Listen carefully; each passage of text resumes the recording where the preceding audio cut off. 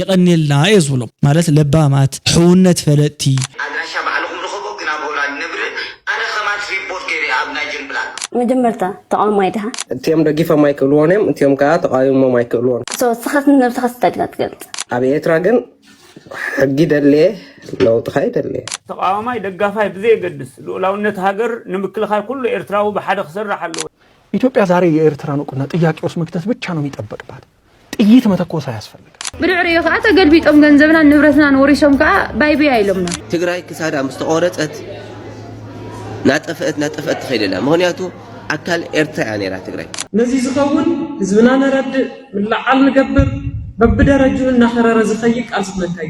ህዝባዊ ምልዓል ክትገብር ከለኺ ህዝባዊ ሕቶ ክጽበየክ ከምዃኑ ትፈልጥ ነይር ስግሕተኛ ሓይሊ ኣብ መንእሰይ ይሰርሕ ዶ ካብ ማእኸል በልዮ ካብ ምዕራብ በልዮስ ሕቶ መንእሰይስ ብኸመይ መሊስክዮ አክሱማውያን መን ሒዘም የማዕቢሎም ኣብ ኤርትራ ዘሎ ህዝብን ኣብ ኤርትራ ዘሎ ባሕርን ኣብ ትግራይ ዘሎ ህዝብን ኣብ ትግራይ ዘሎ ስልጣን ሒዘም የማዕቢሎም አድምጫ ለዚ ተመሪዕ ለሞ ሓራይሺ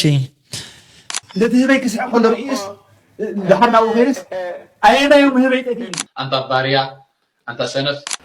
يا سلام تعنا هبلي كما يالخم كما تغنيو كبراتن فتواتن تختاتلتي شدن رياكت سوان جاير مسجن انه نلومون كم تلمود بحدش فيديو بلنا تراخيبنا لنا مالتيوم كسامو داتا مدب مساي صنيحكم ابمو داتا دما نز channel زي حدش تزخونكم سبات بملؤكم እሺ سبسكرايب እንዳገበርኩም ረፍሎ በሉን ታብታብ ጎሩ ዛጊድና ብ5000 ገጽና ቀጽኢልና ድማ ናብ 10000 ገጽና ተሰጋግሩና ስለዘለኹም አዚያ ዘመስግን مالتيو نابنا لو معنت فيديو قدم محلافنا نبرات كوينكم هنص ريتو نصحفكم لنا سبات بملوخم بتعامي زمسجن مالتيو سيوم لباسي 461 ساموئيل عنزراد معسيو مرحي زي حفر دموس قبر مريم شمو إلنا لو نساميئل ملئخته بصحلو إلنا مالتيو نقست كي سريكيو هقدف رقومات حسوتي إلا توملا نقدفاويان يغني اللي نخلخم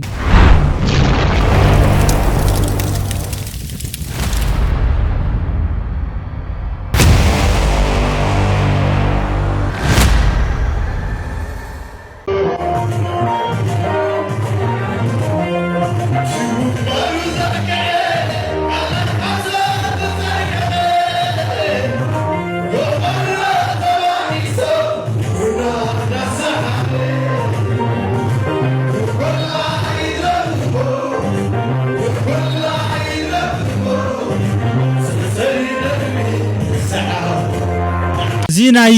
ጩራ ባንድ ማለት እዩ ዞም ጩራ ባንድ ዝበሃሉ ሰባት ኣነ ክፈትዎ ማዓት እንዲየ ቁም ነገር ዘለዎም ሰባት እንዲዮም ብጣዕሚ እዮም ብወገነይ ደስ ዝብሉኒ ብፍላይ ኣብቲ ዝነበረ ናይ 3 ዓመት ቃልሲ ህዝብና ህዝብ ትግራይሲ ብዙሕ ዝበሃል ነገር ዋጋ ዝኸፈሉ እዮም ማለት እዩ ስለዚ ኣነ ብወገነይ ብጣዕሚ ደስ ዝብል ንዓቶም ዓብይ ክብሪ ዓብይ ናእዳ ዓብይ ሞገሲ ዘለኒ يقنيلنا يزولم مالت لبامات حونت فلتي صبو انتهي مالت مخوانو كسيلوم زردوخا بدرفي يخون بقطم يخون سنة طبابهم نصبو زطقمو اليوم ابزي امني نيرو مالتيو نغوس بلاكينو ابزي درفزي نيرو مالتيو لما خونه حمله خونه لهم حجي خان مذكرتا زتلقى فيديو سلازخونه يحيزي مصي زلخونا بابا افيرن كدنا نحاجن بلاك بطلك اي وسولو نسبله كتتا تقان حيزيانا بوليس كيدي أبي نبري لومني أبولاني ليه. سلزي أدرش هابنا يلومني أدرش بعلهم رخبو جنا بولاني نبري أنا خمات ريبورت كيري أبنا جن بلاك. أنا أفورت الجرمان. جوبرنا نحنا سوري لنا. هو عجيب صنع عمو. رجيمنا طرحنا مدرسة كينا. حجي ناي بابا أفورك ويك ناي بابا جابر قداين دي أتابوزح زروا مزال عربيت بابا جابر سي أبي ناي قداي إخوم أبي ناي معلتي إخوم تعي كوينو صبوق صراحة أنت سرح قلري إخوم وتفلطونا آمنوا إنا زيكم زبالة سب يرلن كيتبولنا أطرح مالتي بابا جابر لو ما عنتي أبزخونا ود حجونكم لو ما عنت أبزخونا نحد أرخيكم مم صباح خاء زجدة أبكال إخوم ترخبوا مالتي ما يديها اسكي مجمرتا تقام مايدها نتصرف نقولت يوم يزكاومم نتم تعاونتن نتم دقفتن كلت يوم أي مستون اليوم تيم دقيفة مايكل وانم تيم كات قايم مايكل وان كنا نسمعنا نعي أبي يتراجن حقي دليه لو تخيل دليه سلازم نفس خستات ما حاجري فكريت محدر راجن يقبلوني سخت نفس خستات قلت أنا أحسن يدلاي فتحة ولا يخلوني يدلاي. سلازي بريان حبلش تلقى كون كانت خنزة الهم رديه. توصلتي قالصوم نوصلني لهم كسب زنقلوا أما نقدم كوينة دويلة عكتومني ترديكي أنا زي قالكوا إلى ما نوصل أنا سدوا هيبلني ما نقدم جن أنا ستان في زختلوا ما نقدم أنا سأمنور لني هم سايمون جن نسوم كبا أمنولو نعم سرايوم نجار كسب زخانة خبر الله ما يقالصوم تنايتي من سيزي قال لسا قداي بركيد نحمدو بزملكات اندي تحطو حتيتاتو زلا مالتيو يقبلوا مي كيبل اقال لسا من قدوم تخكلنيا يكونن يزبل انا ون كوم بتماساسالي كبركيد نحمدو زنقفلهم بزح قدايات አሉ يقبلوا مي إلى طرح كيكيد كا مالت زي شجر زي سي عنقفات كوين ايو ابت حساسبا يصلو ان غنا يقبلوا من إلى جن ابتناتاتهم زغبرو قال سي يقاومو من زي مالت نصانت حسابنا تحساسبان كتأناقد بعل ملوء دليتي سلازي تايزبلنا زولو بخالي بحالا مالتيو آنسي نيوترالي مالتو كاب كل تيس وواتساي تبل نغرس باقباوي اتقدس إلي أنا زحاسبا سلازي نيوترالي إيلو اللو مالتي زحاونا قويت هجا أماني الإياسو حمونا تابلكم اتنا عدها لو قام أبي أحمد نتقاومتي إرترا أبقونو كسلف نتخيلو تكينات كبيت كخون كم زخيل بزخ أسع نفسح المملاس كم زي ترف يو زملكت بز مسرت بحصير اوان ابي الاولاونت يدفر سلازلو تقاوماي دغافاي بزي يقدس الاولاونت هاجر نمكلخاي كل ايرتراو بحد خسرحلو زبل غوسغاس ابو وصاي بحصير اوان كجمر تسرعات مدب حيزو كم زلون تحابريتا ارجي اذ كله نطبتات ابتنا عدها له اخيبا استلعيلو استدربلي يسخون دلو مالتي ميغرم عندኛው ነገር ስለዚህ ንብርጌድ ንሓመዱ ንሕና ይንፈርሑ ምና ዝብል ይምበር እንድሕር ዳኣ እንተቃወምቲ ገለ ምስኦም ገይርዎሲ ወይ ከዓ ምስኦም እንድሕር ዳኣ ወጊኖም ሲ ሓደጋ ክመፀና ይኽእል ወይ ከዓ ሽግር ክመፀና ይኽእል እዩ ኢሉስ ዓዳሃ ለኣኼባ ገይሮም እዚኣ ግን ምስጢር እያ እምበር ሸፋት ሓዲሮም ገዛና ኣይሉ ኣማኑኤል ኢያሱ ወይ ከዓ ሰና ቲቪ ኣጋዊሕዎ ኣሎ ማለት እዩ እስኪ ንቐፅል መንእሰይ ኤርትራውያን የጮሁበት ምክንያት ምንድነው ኢትዮጵያ አቅም ስለሚያውቁት የኢትዮጵያ አቅም ማለት ምን መሰለህ አንድ ገጽ ደብዳቤ አንድ ገጽ ጠቅላይ ሚኒስትር አብይ አንድ ገጽ ደብዳቤ ለተባበሩት መንግስታት ቢያስገቡ የኤርትራ ህልውና ከ80 እስከ 90% አደጋ ውስጥ ይገባል ጠቅላይ ሚኒስትር ያኔ ፕሬዚደንት መለስ ዜናዊ ነበር ለኤርትራ እውቅና መጀመሪያ የሰጡት ኢትዮጵያ ዛሬ የኤርትራን እውቅና ጥያቄ ውስጥ መክተት ብቻ ነው የሚጠበቅባት ጥይት መተኮስ አያስፈልግም ለተባበሩት መንግስታት حجيزي خازلنا زولة تاري مسؤولكم بتشع جزية كم فقد توهيبوا نصانة تحت أوج كلا تهاجر تكون كلا حجي حتى طرح بمل على سي شجر مفتاري كاليو مالت بقى ينفلت أنا تاخوينهم زي يبلي زبل مالت عمنا نيشت لي ولا بقولوا تخطري وتلخو من إيش لي إنا بدنش كيد زبل أيو موزحتهم زمكم زي الزارو زنورو كابتناتنا سلست عمت الأجودة يصبغ سلزر أخوهم بزحت كروتا هي بقول له مني جند ما يجنور يجبرون مخنياتو زياتهم أي زحاسبوا حساب نتجدد نساتهم نايم جوار عقم من تسأنو نزجبر سبح ليفهم سلزبو خان حماق حاسبهم كحماق سلزح حسبو خان متنك قاد لا يخوين يسمعنا مالتي قصلي تقراوا إذا عد هني صوت ترديكم ولا تبلكم الله خير ترين زمي مستر زي تفضل إذا عد تقراوا هني صوت قبل لا يكونغو جميرو كسب عمراتات فوقات مالتي تقراوا بتصفري يرخيبوا وبز عدي ግን ሰነፋት ስለዝኾነ ዓድኻ ኢንቨስት ምግባር እንዳሃሎ ኣብዚ መፂና ገንዘብና ኢንቨስት እንዳገበርና ዓዶም ሃኒፅና ኣሎ ተረዲኹምኒ ብድዕሪኡ ከዓ ተገልቢጦም ገንዘብና ንብረትና ንወሪሶም ከዓ ባይብያ ኢሎምና ስለዚህ ኣብ ዓድኻ ኢንቨስት ምግባር ሕጂ እውን ኣሎ ስለዚህ ዝሓፍትና ንእስቲ ሕጂ ኢሎም ማዓንቲ እኮ ቆም ነገር ክትዛረብ ጀሚራ ካብ ጊፍትን ወረታት ጊፍትን ወፃእ ማለት እዩ ታኣት ብለና ዘላ ቀሊል ዝመስል ግን ድማ ቁም ነገር ዘለዎ ዘረባ እዩ ኩሉ ሰብ ክሰርሕ መስርሒ ቦታ እንድሕር ዳኣ ክረክብ ክኢሉ ኣብ ዓዱ እንተሰርሖ ፅቡቅ እዩ ወይ ላያነቲ ንገብሮ ዘለና ንጥፈታትን መሰረተ ልምዓታትን ወይ ከዓ ትሕተ ቅርፅን እያ ተውጋዕና ዘላ ማለት እዩ ስለዚ ኣነ እውን ብወገነይ ሓቅኺ እንዴ ክብላ ኢለ ነይረ أمودة تاجن حقق خيول حدا نجر حيزون مالتي تحت قرصي كزرقح مسارة المعاد كزرقح تاي زدلي سلام يزدلي تحتاتنت يدلي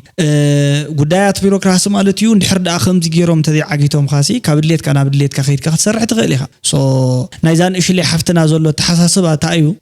كل سي كمزي سموزي لنا ويكا خمزي ايديال ويكا بيرفكت لنا نحسبهم شجر يلن إلا أنت حاسبنا كم زي نجبر زي خا بكالكوليشن أو زخونة من الوقت تمرتي حدا جزء كم وخجات يخلن بر تتخكلن حق أو زخونة زربان ترتعون زخونة زرباس كم أخونا يخلن عد سلام يدليا إندستريات عنص تخين كان ما يكدليه كايو بزحات نجارات مالتيو ما يمالت ديمان حد حبرة تسب بمستاي بقلة يكون راح تقلت بمستايون بعالم لخ درجة بتعمي هاي اللي ديمان دبل كاب زخون حدا نجار نسيو مالتيو وتر مالتيو كاتسيلو جن كابري سورسات نمسار حتى زخون وناي إندستري سرحتي أم مسرح كالوت مسارات لمعات أم مسرح زيادة تكأزيبولو ريسورس انتهالو ما إيهو ما يزيبولو عدي محدرها أتتا مالتيو دحننت سيكوريتي برايفسي قلت بهالنجارات أنا خسرح عند حركوينه وحسناي كراجس اللي قالوا سرحوا إلى غيده مشت حدا هزان قلعة نشتلي كارا قلت مسحسلة نجار حزم من قدي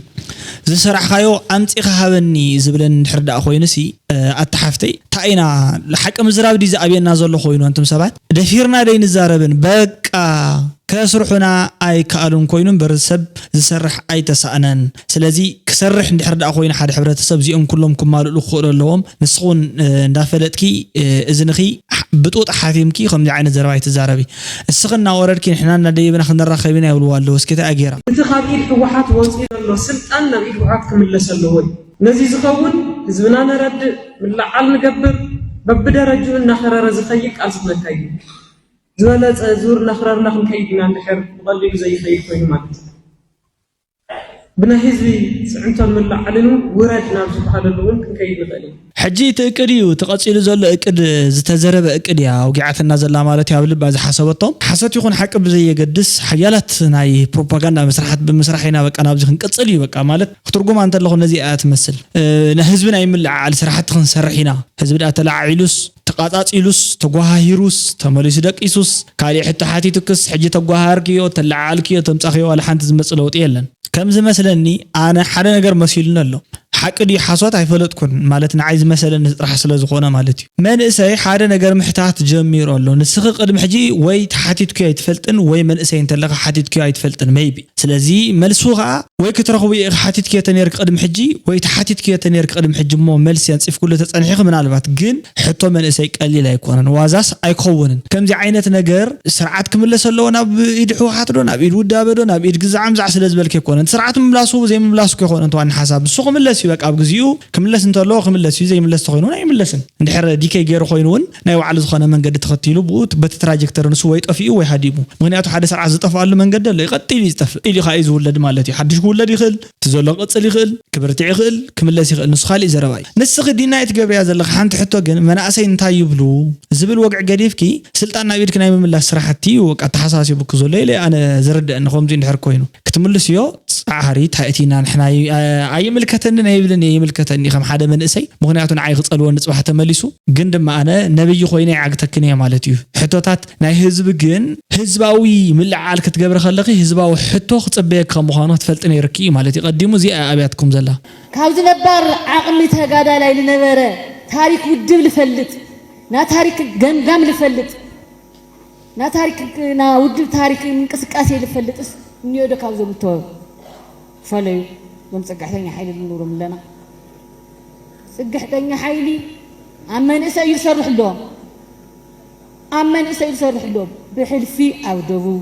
أم مبراق تنبين خوابي اندرتا صقحتني حيلي لا تو أمن إسا يسرح زلو أفرحي والو مالتي اوكي وكا خفرحك قديتا يوم مخنياتو من إسا مالت تزلع على حيلي نايت بيراميد نحر الكيان حاد حزبسي تستحت زلو كافت أندا جمرن لعلي خيل سلازي أفتما أغل نايت بيراميد درجة تم رقوي نايت بيراميد كفال زلو مالتيو من إسا حيلي زمولو أفريكا هوميو لوموديو مالتيو وركر تايز بهال الليبر فورس نحرد أتدليو أفريكا كوت زلع على خباب زركبوا اللي بوتاي ተዋና ሽግር ግን ነቲ መንእሰይ ክንሰርሓሉ ኢና ማለት ሕቶታቱ መሊስና ያሲና ማና ክንምፀኢና ዝብል ሓይሊ ሲኢና ኣለና እንታይ ዳ ክንጥቀመሉ ኢና ክልቲኦም ገጽዮም ከምኡ ዝብሉ ግዝያዊ ምሕዳር ብተመሳሳሊ ንዕኡ ክጥቀመሉ ኣጓሂሩና ሓውስ እንተስከእትዎ እንተስናብ ኩናት ኣይፍለጥን ዝሮ ዝሮ የጨድሮ ኣሎ እዚኣ ከዓ እንታይ ትብለላ ብፍላይ ኢላ ዋላ ቦታታት እያ ትመቅል ዘላ ማለት እዩ ቦታታት እውን መቂላ ተቐምጠላ ከምዚ ዝበሃል ነገር የለን ቦታ ከምቀሊ ኣይትምቀሊ ብዘየገድስ ካብ ማእከል በልዮ ካብ ምዕራብ በልዮስ ሕቶ መንእሰይስ ብኸመይ መሊስክዮ ተሓቶ ሓታ ዘለኹ ደጋጊ መንእሰያ ብኸመይ ተረዲእኽዮ ነቲ መንእሰይ እንታይ መሊስክሉ ብኸመይ መሊስክዮ ዘይመለስክያ እንድሕር ዳ ኮይንኪ ስሕተት ገጢሙ ከሎ ማለት እዩ መሊስክያ እንድሕር ዳ ኮይንኪ ተጠቃምነት ናይቲ መንእሰይ ተንቀሳቂስክ እንድሕር ዳ ኮይንኪ ምቅላስ ነቲ መንእሰይ ኣይትቃለሰ ይብለክን ፀገም የለን ኣብቲ ቃልስ ናይቲ መንእሰይ ምትባዕ ምውፋር ክንድሳብ ክንድዚ ዝኣክል ፈንጨሕ ጫሂልክን የማነ ፀጋም ከይድኩም ግን ኣብ መወዳእታ ኣብ ተጠቃምነት መንእሰይ ኢግኖር ስለ ዝገበርኩሞ ድሕሪ ሕጂ ናይ ባዕሉ ዝኾነ ዝጠልቦ ትራጀክተሪ መንገዲ ስለ ዘሎ በቲ መንገዲ ንሱ ናበይ ከም ዝበፅሕ ክቅፅል እዩ ስለዚ ሕቶ መንእሰይ ቀሊል ኣይኮነን ብቐሊሉ እኳ ተርእናዮ ብጉዳይ ብርጌድና ሓመዱን ዝመሳሰሉ እንድሕር ዳርእናዮ ከምዚ ግሩፕ 5 ግሩፕ 3 ግሩፕ 2 እንዳበለ ይጀሚሩ ማለት እዩ ስለዚ ናይ መንእሰይ እክብካብ ዝኸበደ ሓይሊ ከም ዝኾነ እዩ ዘረድእካ እምበር ኣብ ማእከል ኣውሮፓ ንባዕሉ ዓዲ ሕጊ ኣብ ዓዲ መሳርሕታት ታይ ዝባል ሴኩሪቲ ብዘለውን ክትንቀሳቀሱን ሓንቲ መዓልቲ ይትኽእልን ኢኻ ግን ምዝ ኩለይ ነገሩ ዝንቀሳቀስ ዘሎ መንእሰይ ኮሪ የብሉን ንምንታይ ተኮሪዎ ስራሕ ዕድል ንምንታይ ዘይትብዎ ንምንታይ ናይ ትምህርቲ ተጠቃምነት ናይ ስራሕ ተጠቃምነት ኣብ ዝብሉ ነገራት ንምንታይ ዘይተሓቆፈ ጅሆ ሒስካን ሙሉእ መንእሰይ ኣኪብካ ፕሮፓጋንዳ ጥራሕ እንዳኮለስኪያ ተሓድር መንእሰይ ስለዚ የለ መወዳእቱ ሓመቀ ፀበቀ ጢን ምስ በፅሐ ኢንዲ እያ እዩ ሶ ኣብ ሰብዓ ካሪ ዘሎ መዕቆቢ ተመዛበልቲ ቦታ ናብ ሙዚየም እዩ ተቀይሩ እስክንቀፅል ሰብዓ ካሪ ዝበሃል ብተለምዶ ስራዋ ዘሎ ናብ ሙዚየም እዩ ተቀይሩ እዩ ናቲ ግምገም ናብ ሙዚየም እዩ ተቀይሩ ሙዚየም ይኻነት ተደጋጋሚ ናብ መፅኻ ትግውን እዮም ተደጋጋሚ ናብ መፀ ዝግውነ ሙዚየም እዩ ዘውዝ እንደ ህዝቢ ወርቂ ዝኾነ ህዝቢ ናብ ቦትኡ ክምለስ ደሊ ዘሎ ካሊእ ይኮነ ይመፅእ ቃሊእታ ዝተተግበረ ነገራት ግን የለን ስለዚ ንሕና ተጋሩ እቲ ዝዓበየ ረብሓና ምስ ዓለም ከራኸበና ዝኽእል ምስ ቻይና ድዩ ምስ ኣውሮፓ ድዩ ምስ ኣፍሪካ ድዩ ከራኸበና ዝኽእል ምስ ኤርትራ ዘለና ሽግር ተተፈቲሑ እዩ ተዘይኮነ ናይ ትግራይ ተዝዓበየ ሽግርታ እዩ ትግራይ ክሳዳ ምስ ተቆረፀት ናጠፍአት ትኸይደላ ምክንያቱ ኣካል ኤርትራ እያ ነይራ ትግራይ በቃ ታሪኻዊ ናይ ኣዶሊስ ናይ ቃሒቶ ናይ መጠራ ናይ ኣክሱም ናይ ታሪክ ክድረእይዎ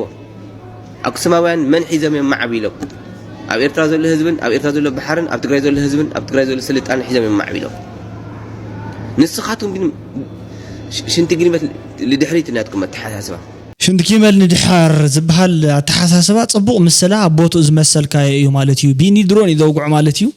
ትክክለኛ ዓላሊኻ ውጊዕኻ ካብ ዝገርመካ ንኡስ ሓው እቲ ከይዲ ከምዚ እዩ ነይሩ እቲ ሓቂ እውን ንዑ ዝመስል ነይሩ ነቲ ሕጂ ዘውጋዕኻዮ ማለት እዩ መብዛሕትኡ ሰብ ግን ኣብቲ ሓቂ ይኣምንን ኣብ ሓሶት እዩ ምርጫ ገይሩ ንምንታይ ስሙ ስለ ዝኾነሉ ሕጂ ሓሲኻ ንክተላግቦ ብጣዕሚ ዝቐለለ ኮይኑ እዩ ተረኺቡ ዘሎ ኩሉ ነገር ማለት እዩ ሓሲኻ ተጠቃምነት መንእሰይ ሓሲኻ ሪፖርት ንረብሓታትን ናይ ሓደ ዝኾነ ከባቢ ሓሲኻ ምዕባልን ስልጣንን ዝተተኽሉ ኢንዳስትሪታት ኣበይ ኣሎ ብኣግባብ ብዓይኒ ዘይረአ ውፅኢታቱ ዘይፀሉ ናይ ሓደ ማሕበረሰብ ናብራን ኣናብራን ፍሒት ዘየበለ ብተደጋጋሚ ኣብኡ ዘዘንበለ ከይዲ እንዳኸድካስ ዓቢና ኢልካ ተመዝግብ ማለት እዩ ትናብራ ይኸብድ እዩ ዘሎ ኣነ ከም ዝርድአኒ እንተኮይኑ ስሕተት እንተሊና ኣነ ክስተኻኸል ወይ ክእረመሉ እዩ ዘለኒ እምበር ትናብራ ንቁልቁል እዩ ዝኸይድ ተሰብ ከዓ ንዓቢና ዘለና እንዳበለ እውን ይዝኣምን ክሳብ ሕጂ እውን ማለት እዩ ማይ ብግርባ ገሊልካ ስልጣነ ኩሉ ኣምፅየ ናይ መወዳእታ ገሊልካ ተሓስብ እንድሕር ዳ ኮይንካ እዚ ስሕተት እዩ ማለት እዩ በቃ መሰረታዊ ስሕተት ድማ ዓርስኻ ካብ ዘይምፍላጥ እዩ ንባዕልኻ ዘለካ ዋጋ ሰልፍ ኢስቲም ወይ ከዓ ሰልፍ ቫልዩ ዝበሃል ኣሎ ሰልፍ ኮንፊደንስ ካብዚኦም እዩ ዝምንጩ እንድሕር ዘይብልካ ኮይኑ ካብ ምንታይ ኢኻ ኮንፊደንስ ኣምፂኻዮ እዚ ኦቨር ኮንፊደንስ ይብልዎ ማለት ካብቲ ዘለካ ነገር ሲ ዋላ ኦቨር ኮንፊደንስ እውን ዝኾነ መሰረት ዘለዎ ኮንፊደንስ እዩ እዚ ግን ሱፐሪዮሪቲ ኮምፕሌክስ ዝበሃል ወይ ኢንፌሪዮሪቲ ኮምፕሌክስ ንበሎ ክልቲ ሓደ እዩ በቲ በለ በዚ ትክክለኛ ዘይኮነ ሰልፊ ኢሜጅ ሃሊና ብዛዕባና ዘለና መለኻኽታ ወግዒ ዋጋና ክንድዚ ይፅብፀብ ክንድዚ ከዓ ነውፅእ ብክንድዚ ኢና ንሕና ንደራደር ኢልና እኳ ተዘይሸጥናዮ ዓርስና ግን መደራደር ነጥብኻ ዋጋኻ ዋጋ ስልጣንኻ ዋጋ ቃልስኻ ዋጋ ኩሉ ነገር ተሚንካ ተዚይ ቅሚጥካ ፀገሞ ምንታይ እዩ ናይቲ ዋጋኻ ቫልዩ ዘይ ምፍላጥ ማለት እዩ ስለዚ ሰልፍ ቫልዩ እንድሕር ዘይ ትፈልጥ ኮንካ ክንደይ ከም ትሸጥ ወይ ትፈልጥን ንኻልኦት ሰባት ዘለካ ኮንፊደንስ ኣብኡ ይዝድረኽ ንሕና ከም ኤርትራውያን ከም ተጋሩን ስደት ማለት መፍትሒ ኩሉ ነገር እቶም ዝመርሑ ዘለዉ ውሱናት ሰባትን ሓደ ገበርቲ ሓደግትን ዝበሃሉ ብጣዕሚ ዝሰልጠኑ ብጣዕሚ ዝማዕበሉ ካብኣቶም ንድሓር ኣይኽሰሱ ኣይወረሱ ድሕረ ዳንዴራ ይትብቆል በሃልቲ ዘለዎ ሰባት እዮም እዞም ሰባት እዚኣቶም ለውጥ ኣምፂኦምስ ንዓናስ ክልውጥና እዮም ኢልካ ሓሲብካ ጽቡቕ እዩ ተካይዳት ከምዚ እምነት ከምዚ ዓይነት እምነት ሂብካ ምክንያቱ ቀደምስ ኣይተራእየን ኢልካ ን30 ዓመት ተፈቲኑ ዝተራእየ እዩ ድሕረ ደጊምካ ማለት እዩ ካሊእ 30 ዓመት ትውድእ ተኮይንካ እምበር በቲ ተመሳሳሊ ፀገም መፂኻ ውልቀ ሰብ ሃፍቱ ዘኻዕብተሉ ውልቀ ሰብ ከም ድሌቱ ዝኾነሉ ውልቀ ሰብ ናይ ዕዳጋ ሞኖፖሊ ሒዙ ዕዳጋታት ብመልአን ዘሽከርክረሉ ኣብ መወዳእቱኻ ውልቀ ሰብ ማለት እዩ ብዘይ ዝኾነ ይኹን ትካልን ብዘይ ዝኾነ ይኹን ጠቃምነት ናይ ሓደ ከባብን ሃፍቲሙ ትሰምዓሉ ዓዲ ምስተሃነፀየ ናተይ ረብሓ ክሕለወለይ ወይ ከዓ ክዕቀበለይ ኢልካ ትሓስብ ማለት እዩ ከምዚ ዝገበረ ሰብ ክሕተት ከምዚ ዝገበረ ሰብ ሕጊ ቀሪቡ ጠጠው ክብል ምንጭታት ሃፍቱን ዘለዎ ተረባሕነትን በኣግባብ ስርሑ ክኸውን ብዙሕ ሰርሐ ብዙሕ ክጥቀም ብዙሕ ዘይሰርሐ ከዓ ንእሽተይ ክጥቀም ምክንያቱ እዚ ፍትሓውነት ይበሃል ዘይሰርሐ ሰብ ኣይወሃብን በኣንጻር ፍትሒ ተኸይድካ ዘይሰርሐ ሰብ ኣይወሃብን ዘይሰርሐ ሰብ ጥራሕ ይወሃበ ይበሃል ዘይሰርሐ ይወሃብን ዝሰርሐ በታ ስርሑ መጠን ይወሃብ እዚ ኩሉ ገዲፍካ ግን እንታይ ዝበሃል ኣምር ይመጽእ ዘሎ ሱኢልካ ደግፈኒ በቃ ሱኢልካ ስንዓይስ ደግፈኒ ኣነሱ ሩቡሕ ይበል ኣነ ዘምጻኹ ሓሳብ ጥራሕ እዩ ዝጠቅም በቃ እንታይ ጌርካ ሞኢኻ ጠቂምካ ንኽሪኤካ ተይልካዮ በቃ ኣነ ዝበልኮ ይጠቅም እዩ ስማዕ እንደስ ኢልካ ኣነ ዝበልኮ ይጠቅም እዩ ይብለክ ተኸይድያ ክንሪአ ኢና ውስናት ግዜአን ዝተርፋ ኤንዌይስ ወይ ዕሩይ ክሕብተክ ወይ ክሕብተክ ማለት ማይ ዝርግርግ ክብል ወይ ፅሪ ክብል ዝተወሰነ ግዜ እዩ ዝተርፎ ማለት እዩ ግን ዝፀልል እናፀለለ ዝግዝብል ዝግናበለ ኣብ ማእኸል ኣግባብ ዘለዎ ሕብረተሰብ እናተፈጠረ ዝደለናዮ ተመነናዮ መዓዝ ክተርፍ ኢልክዮ ዝበሎ ማለት እዩ ክንረኽቦ ንኽእል ናይ ልእዝ ግምት ማለት እዩ ኣፈልጠን ከምዚ ጋውና ዝመስል ኣላ ሓደ ዩቱብ ነይሩ بقولت لكم ماله لا بحكي لكم له قريت ما تسمع هذي بس أجو ما له خالد ما تسمع كسر كلش ده تهري كسر كل رئيس دحرنا وغيرس أين يوم هري تديني ما نشوف يدون نزل أين يوم تهري كم زي تشغله هذي تسمره ولا تسمره تسمره تهري تو ما جابيرني أدم أحمد أنت باريا أنت سنف ترف وحج እቶም መንእሰያት ካባናት ታሕቲ ዘሎ ቆልዑ ግን ኣነ ሰመደን ውፅነታ ምስ ማዕበል ሰብ የምሲ ኣደቆላ ኣበይ ሎ ሰብኣይ ላይ ትኸለለ እሺ ኣደቆላ ልዕልት ዝኾነ ሰብ ልዕልት ዝኾነ ማንም ታሽመሓያል ገዛያ ትመርሕ ደቃያ ትመርሕ ንምንታይ ኢኻ ንዘይ ትነብሮ ንዘይ ተብሎ ንዘይ ትኾኖ መፂኻ ኣብ ሂወት ኣቲኻ ኣብ ሂወት ደቃ ኣቲኻ مسكلكل كتبل تفتن نمنتاي انت ادقل عرخستدي ادقل اكو خبرتي اساكو خبدي خاتفت ايركا ادي قالي اكو ليلاتك سبيتي اكو ليلاتك من انه خوني خون كمزي غيرو زحزنك زلو ወይ ዘንባዓክ ዘሎ ሽኮሪና ብዙኾነ ታይድዩ ካብ ክልተ እዩ ዝምንጩ ሓዳርሲ ሓደ ነገር እዩ ዝብል ርኢ ሓደ ግዜ ሓዳር ማለት መብዛሕትኦም ሰባት ኣብ ዩቲዩብ ገለ እንሪኦም ሾርትስ ገለ ትርኢ ከለኹም ኣይኮነን ኣብ ዩቲዩብ እዩ ታሪክ ርእዮ ወይ ኣብ ቲክቶክ ተዘጋገ ማሕበራዊ ሚድያ ርእዮ እቶም ብዙሕ ዓመት ዝጸንሑ ብሓዳር ኢንተርቪው ተገይሮም አጋጣሚ ታዩ ምስጢር ናይት ሓዳርኩም ወይ ከኣኽሳብ ሕጂ ዘቐጸለኩም ክበሃሉ ተለው ዝመለስዎን መልሰታት ብጣዕሚ ውሕዳት እየን ንዓ እንሳ ዝበለተ የሰምዕ እዩ ዝብል በቃ እንሳ ዝበለተ የሰምዕ ንሶም እዮም ሳክሰስፉል ኮይኖም ንሳ ዝበለቶስ ዝሰምዑ ማለት እዩ መብዛሕትኦም ከዓ እንታይ ይብሉ ቧ ሰበይት ዝበለትካ ትሰምዕ እንድሕር ዳ ኮይንካ ገደል ኣቲኻ እዮም ዝብሉኻ ግን ሓንቲ ጓል ኣንስተይቲ ነቲ ተጻውሮ ነቲ ጸገም ነቲ ብድህ ብኸመይ ጌርካ ክትሓልፎ ከም ትኽእል ዘሎ ናይ ተፈጥሮ ፎርሙላ ቁልፊ ዝተዋሃባ እያ ማለት እዩ ንሳ ብጣዕሚ እያ ትፈልጥ ካልኦት ሰባት ካታ እዮም ዝፈልጡ ወዳት ካታ እዮም ዝፈልጡ እቲ ወፂኻ ምስራሕ ጸገማት ዕሽሽ ኢልካ ማለት ከምዚ የለው ቆፂርካ ነቶም ጸገማትካ መፍትሒ መነዳይ ገለገለ ዝመሳሰሉ ነገራት ከዓ ኣወዳት ይኽእልዎም ማለት እዩ ሶ ወዲ ዝኽእለሎ ጓል ትኽእለሎ እንድሕር ዳ ንኣብነት ገንዘብ ተእትው ኮይንኩም ብጣዕሚ ሸጊርኩም ገንዘብ ብዙሕ ተእትውኢኹም ገዛውን ብጣዕሚ ይጽምወኩም ስራሕ ውዒልኩም መጽኹም ይድብረኩም ብዙሕ ግዜ ይስልችወኩም በቃ ማለት ታይ ኣነስ ንመን ይሰርሑ ዘለኹ ታይ ህይወት ማለት እዩ ኢልኩም ተሓስቡ ሰባት ተለኹም እመኑኒ ክትምርዑ ይዝግባኣኩም ንስኻትኩም ማለት ታትደልዩ ዓይነት ጓል ተረኺብኩም ብፍላይ ወይ ከዓ ታትፈትዋ ተረኺብኩም ዕድል በቃ ወዒኹም ኣለኹም ማለት እዩ ስለዚ ብድሕሪኡ ዝኾነ ይኹን ጸገም ኣብቲ ጥቃኹም ዳርጋ ይጸንሕ ንምንታይ ተልኩም ካሊ ጸገም ግን ኣይመጸኩምን ማለት ኣይኮነን ጸገም መልክዕ ይቕይር እምበር ካብዚ ዓለም እዚ ብድሆ ይተርፍን ታዓነ ጸገም ይዝመጽእ ኸኣ እናታ ጸባይ ናይ ምኽኣል ምእንታ ኢልካ ክትነብር ከለኻ ብዛዕባ ንሳት ሓስቡ ሓሳባት ናይ ዘይምርድዳእ ሽግር ከዓ ይፍጠር እዩ ንሱ ቀሊል እዩ ምክንያቱ ሕጂ ክልተ ልበለኩም ምስ ካልአይትኩም ኮይንኩም ተሓስቡ በይንኩም ኣብ ገዛ ይጽምወኩምን ኣይድብረኩምን መተዓልል ተለኩም ተወሓደ ከፊኡ እንተተባህለ ከዓ መጨቃጨቅትን መባእስትን ኣለኩም ማለት እዩ ሶ ሓዳር ማለት በዚ መጠን ተሪኢኻ ጽቡቕ እዩ ብኻሊእ ሸነኹ ተሪኢኻ ከዓ ከቢድ እዩ ንሓዳር ክንገልጾ ኢና ኢሎም ዝፈተኑ ሰባት ክሳብ ሕጂ ገለጽዎን መብዛሕትኦም ነይሮም እምበር ሓዳር ማለት ውላድ እዩ ሓዳር ማለት ህይወት እዩ ስለዚ ሓዳርካ ረሲዕኻ ከድካ እዝን ዝኾነ ተረጋጊጹ ዋላ ብመጽናዕቲ ሓዳሩ ፈቲሑ ሰላም ፍቅሪ ተሓጒሱ ብልቡ ነይሩ እንተልካኒ ክረኽቦ ይደለኹ ዕለሎት ምስጥር ገለ መለ ክነግረኒ ማለት እዩ ክሳብ ሕጂ ብዙሓት ምሁራት ኣረጋጊጾሞ በዛን እሽቶ ዝገበርኳ መጽናዕቲ እውን ብርግጽ ካብቲ ኣው ዝነበረና ሓርጎጽጎጽ ቁርብ ሕሹኒ ገለ ክብለካ ይኽእል ይኸውን ተሓጒሰ በቃ ከምዚ ብምግባሬ ገለ መለ ኢልኩ ብመሰረቱ ግን ክነግረካ ይኽእልኒ ስለዚ ብሕልፍታ ድሞተላ ምሸት ዝነበረት ገለ ክርሳዕ ይክእልኒ ኣብዚ ሒዙ ገለ ይዛረበኒ ነይሩ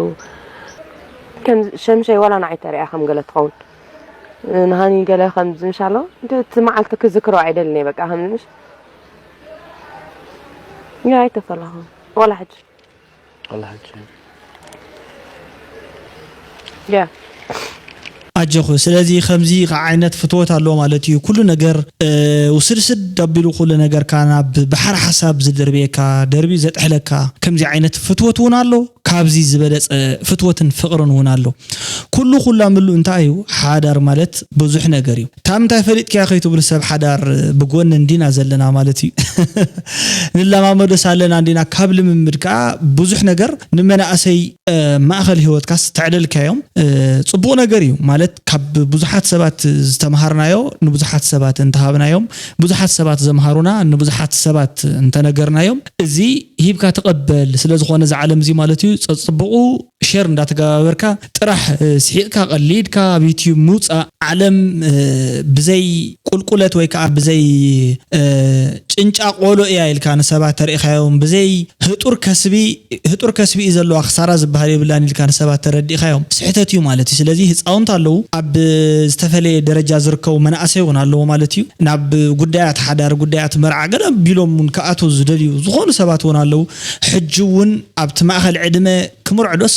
ኣይንመርዖ እንታይ ይሕሸኒ ኸውን ዝብሉ ሰባት እውን ኣይሰኣኑን ንኹሉ ኩላምሉ ሓዳር ጽቡቕ ነገሩ ይበዝሕ ካብ ሕማቕ ነገሩ ግን ይኸፍእ ካብ ጽቡቕ ነገሩ ማለት ተንውስናት ሕማቃት ግን ብዙሕ ነገር የን ማለት ሕሱስ ዘእትውኦ ማለት እዩ ብዙሕ ነገሩ ይኮን ዝበልጽ ብዝያዳ ብምዝያድ ተኾይኑ ማለት እዩ ግን ተን ሕማቕ ነገራት ግን ተንዝኸፈ ኣየን ማለት እዩ ስለዚ ኣብዚ ጥንቃቐ ንሕርዳእ ተገይሩ ዘይውፃእ ይህሉን ይመላልና ይዝበሃል ንኹላትና ንዘይገበርኩም ከዓ ዋ መጻምድ ምንዳይ ዝመስልዎ ነገር የለን በይንኻ በሊዕኻ ይንዋሕ ይሕፀረ ይቁመት ኣይርጎድ ኩሉ ሪኢኹም ማተኢኹም ከምቲ ዝበልዎ ማለት እዩ ከምዚ ጌርኩም ትብድሉን ደቂ ኣንስትዮ ትብድሉ ሕዋት ከዓ ልቢ ክህሎኩም ይግባእ ከምቲ ዝበለቶ ህይወት ናይ ዝኾነ ሰብ ብቐሊሉ ዝርከብ ነገር ኣይኮነን መወዳእታ ዕድሜኻ ተጣዒስካ ንዓኣ ዋላ ምንም ረብሓ ይትረብሓኒኻ ግን ነተን ደቂ ኣንስትዮ ብዝተኻእለ መጠን ትርኢት ንምግባር ኣሕዋትና ስለ ዝኾና ንዓተን ክንንከባኸብ ዳርጋ ኢና መብዛሕትኡ ተፈጢርና ንሳተን ከዓ መማልእቲ ናይቲ ህይወትና ክኾና ኮምፕሊመንተሪ ናይቲ ህይወትና ናይቲ ላይፍና ክኾና እየን ተፈጢረን ስያ ጽቡቕ የስምዐና ማለት እዩ ልዋም ቅነ ኾነልኩም እየ ዝምነ ቻው ደሕና ቀኒዩ ታ Wood light. نحن حضرت حواتي ما نطيب